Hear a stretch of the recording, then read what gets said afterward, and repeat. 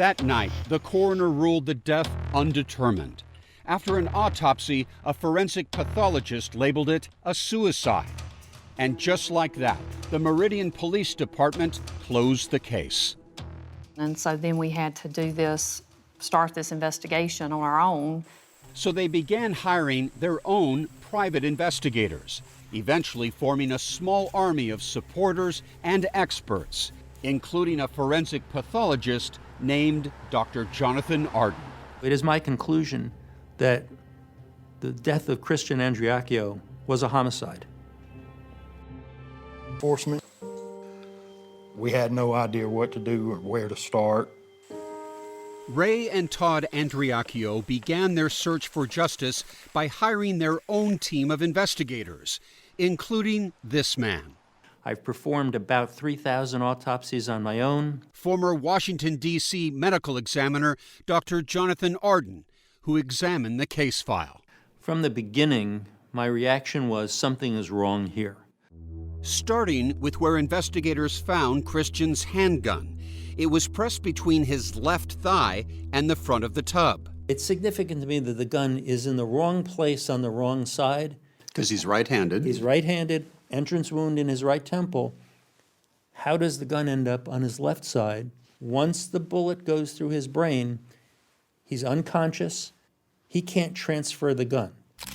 Crime scene photographs show that the bullet had struck the wall on the opposite side of the bathroom next to the sink. But somehow the bullet ends up in the bathtub and he's leaning over the bathtub. So none of this lines up for him to have shot himself in the position where he was found. It simply makes no sense. Clearly somebody put him there. It's a staged scene. The coroner placed the time of death at 3:45, but Dr. Arden believes Christian may have died earlier. He says pictures show Christian's body was in advanced rigor mortis. Rigor mortis is the stiffening of the muscles that happens after death. The development of well-formed rigor mortis tells me that he's been in that position unmoved, undisturbed for at least several hours. Which, if accurate, suggests that Christian may have already been dead when Dylan went to the credit union to empty Christian's bank account. So, yeah, I believe my son's dead, and I believe he's trying to steal his money. The evidence led Dr. Arden to reach a dramatic conclusion. Somebody else shot and killed him. I don't see how you can argue with forensics. Science doesn't lie, people lie. Why would someone want your son dead? Well, that's the answers, that we would like. The scene was altered or staged. And usually when you do that, you're hiding something. The family worked with a team of private investigators, including Sheila Wysocki, to dig further. The ANDREACCHIOs have had to fight tooth and nail for the truth. The investigators recorded an interview with Dylan Swearingen a few weeks after Christian died. Since you are one of the only 3 people that were even there that day. He had this to say about his visit to the credit union. That's the only thing that I didn't understand. Why did he want me to have this money? Dylan told them that Whitley and Christian were always fighting and that Christian didn't trust her, even sending Dylan to spy on her. I was kind of like the babysitter. He always would ask me to check on her, see what she's doing. And Dylan repeated that he, and not Whitley, discovered Christian's body. When I opened the door, he was hunched over the bathtub. And I knew he wasn't alive. Just the way he was just sitting there and didn't add up to me. Whitley's mom, Christy, says the day Christian died wasn't the first time he allegedly threatened suicide, and that Whitley told her about an incident that happened about 2 months before his death. He had gotten intoxicated and getting angry and heated, and he had put the gun to his head, and he even would put it to her head, and he was asking her if she loved him. But remember, when police asked Whitley if Christian had ever appeared suicidal, she said she didn't think so. Ray and Todd don't believe their son ever held a gun to his head. We don't think it happened. That does not sound like Christian to you. No. However, investigators found a misspelled message on Christian's phone that was sent to Whitley the night before he died. If this doesn't work when I get to my apartment, I'm putting my pistol in my mouth and I'm ending this. I'm ending this once and for all because, Whitley, you're the closest I have ever been to happiness. I don't trust any of the texts because they were in possession of his phone. Don't forget, Whitley had Christian's phone at the police station. Todd and Ray believe the message could have been planted. District Attorney Cassie Coleman dismisses that theory. The phone was on the tugboat with Christian at the time that those messages were sent. And so I do not know of any way that those messages could have been manipulated to appear that they were coming from the boat if she was in Meridians.